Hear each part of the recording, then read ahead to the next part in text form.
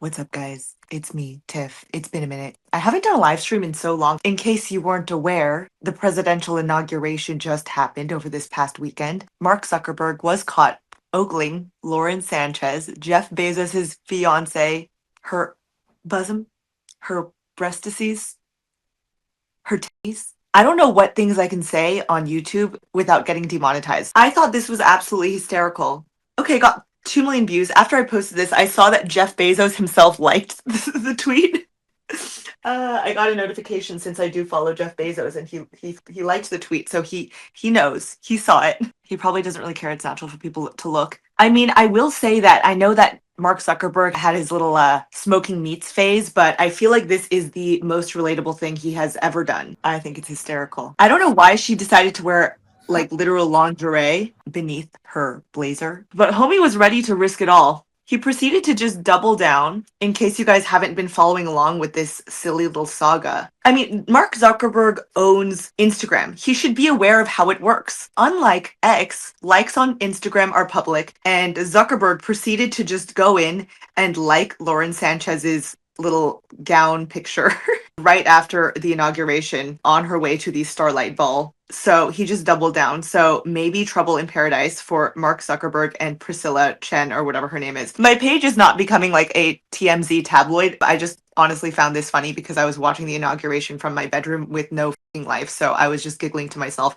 watching this all go down. Quick pause, but I wanted to thank the sponsor of this video, Venice AI. Do you ever wonder what ChatGPT and Claude are actually doing with your conversations? Have you ever thought about it? Well, we all know Alexa listens to us and recommends products based on our conversations. Meta retargets us based on our browsing and engagement history. But think about what we tell these AI platforms, our thoughts, our dreams, questions, business ideas, etc. They take all of this information, tie it to your identity, and then sell it to various third parties and governments. Personally, I feel violated knowing that AI companies have my entire conversation history and can attach it to my identity forever. ChatGPT literally has the former director of the NSA sitting on the board right now. It took us as a society far too long to truly understand what social media companies were doing with our data last decade. Are we really going to make that same mistake again? This makes me really uncomfortable, but it's also so hard to just give up using AI. I use AI for practically everything, planning out trips, planning out what to eat, planning out my days. But that's why I've started using Venice AI, who's sponsoring today's video. Venice AI is a generative AI platform that is private and permissionless. They utilize leading open source AI models to deliver text, code, and image generation to your web browser or mobile app. Venice AI doesn't spy on you or censor the AI, and using Venice AI is super simple. No downloads, no installations of anything. Your conversation history is stored only in your browser, and Venice does not store or log prompt or model responses on their servers. Messages you send are encrypted and sent directly to the decentralized compute resources through a proxy server, and you get access to several different AI models for different results and styles. Now, I like their Pro plan because I can get upgraded features such as PDF uploads for summaries or insights, the ability to turn off safe mode for unhindered image generation, modify system prompt and prompt the model itself on the back end, changing how it interacts with you, limitless text and high image limits, and more. Plus, I like supporting their cause. If you want to too, and you want to use AI without fear of handing over your most intimate thoughts to a corporation or the government, you can get 20% off a Pro plan using my link venice.ai/tiffanyfong. Thank you so much to Venice AI, and back to the video. Everyone is obviously shitting on Lauren Sanchez's outfit choice. Pretty sure that's like a lace corset or something, or just a straight up bra. I saw that Megyn Kelly commented on this, literally called her a hooker. Jeff Bezos runs the Washington Post, owns it, and owns Amazon, of course. And I will tell you, this is not my first time saying she dresses like a hooker, because she does. And we called out, we had to deal with some Hollywood PR firm. I can't remember who we were trying to get, but we tried to avoid those people, but sometimes you can't. And this PR agent went off on our booker. They're so angry because they represent her or they do some business with her. And she had, talked to them, whatever. It's like those two don't like to be made fun of. Yep. He's done a lot to change his look. He looks nothing like he looked 20 years ago. I don't think she's seen a doctor. She doesn't want to go under the scalp. I mean, you tell me.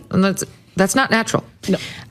And that's fine if that's your choice, but have some dignity and some respect for your setting in your circumstances. No one should be talking about your tits. Sorry. They should be talking about the inauguration.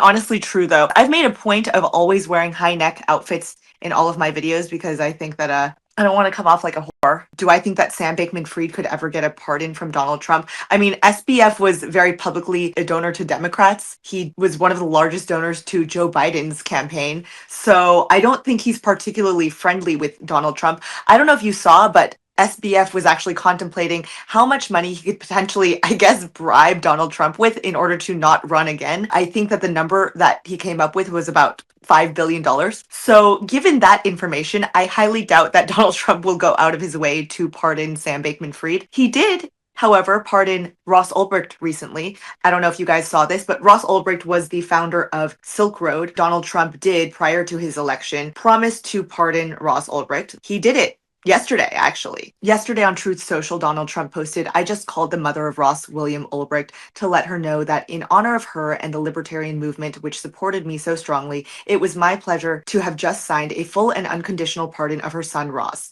The scum that worked to convict him were some of the same lunatics who were involved in the modern day weaponization of government against me. He was given 2 life sentences plus 40 years. Ridiculous." And I don't know how closely you have followed the whole Silk Road saga. Silk Road is basically a dark web marketplace. Pretty sure my college friends used Silk Road to buy DMT. He was arrested and went to prison when he was 29 years old, and he has served over 11 years of his double life sentence plus 40 years. Curious your guys' thoughts on Ross Ulbricht's sentence and him being pardoned now. But Ross Ulbricht is officially free. He walked out of prison yesterday, and this was the first image of him out of prison holding a little plant. I didn't know that inmates were allowed to keep little plants in prison, but that's sort of adorable, not gonna lie. Last night, Donald Trump granted me a full pardon. I was doing life without parole, and I was locked up for more than 11 years. But he let me out. I'm a free man now. So let it be known that Donald Trump is a man of his word.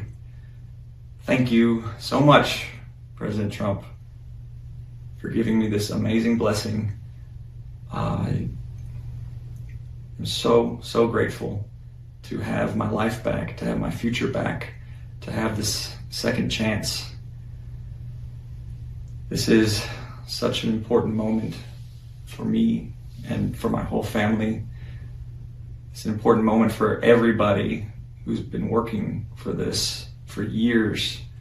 This is a victory, and it's your victory too. And this is an important moment for everybody, everywhere, who loves freedom and who cares about second chances. So it feels amazing to be free, to say the least. It's overwhelming, and for the next however long we need, I'm going to be with my family so that we can reunite and be whole again and heal. But there's a lot to talk about, and I look forward to re-engaging with the free world. And so once I'm feeling up to it, we'll talk again. Oh my God, someone asked, what do you think of Trump's efforts to kiss his wife? Desperate stuff. Wait, I tweeted about this. In some form, trying to get in underneath that hat that you spoke of, Mary Jordan, to give the First Lady a peck on the It cheek. was about that. Yes. So close yet so far. I mean, I wonder if this was a strategic outfit decision on her part, but the hat stays on. Someone said, I think Trump's wife wore that hat as an excuse. She hates him so much. She's wearing the same hat that Darkwing Duck wore. I've also seen comparisons between the hat and the Pizza Hut logo. And also, I think, what was the other one? The Hamburglar? This is actually quite close. This is pretty much the same hat that Melania wore. Did anyone do a side-by-side comparison? Yeah, that seems pretty fair. Not gonna lie. If I'm single and Republican, you're available. I honestly still don't identify with being anything. I don't say that I'm Republican or Democrat or anything. Tiff, you appear so unhinged on Twitter, and right now you're so normal. Oh my God, I met someone for the first time the other day who knew me from Twitter, and they were like, wow, you're so much less insane than I expected you to be. I'm totally fucking normal. I just have like a sick sense of humor and I tweet really unhinged shit, but I'm totally fucking normal. That is all for today. I just wanted to do a quick little live stream about silly things that happened at Inauguration. Feel free to follow me on Twitter, like I've already said, Tiffany Fong with 1_ and Tiffany X Fong. And feel free to follow me on my second YouTube channel, which is youtube.com/@ Tiffany Fong TV. My main one is just at Tiffany Fong. My Instagram is Tiffany Fong. Or you don't have to follow me on any of these, but feel free to. Yeah, I hope you guys are all doing well. I'll do more live streams. I love doing live streams. Feel free to DM me on any of these platforms and tell me any video ideas or whatever. I love you. Goodbye.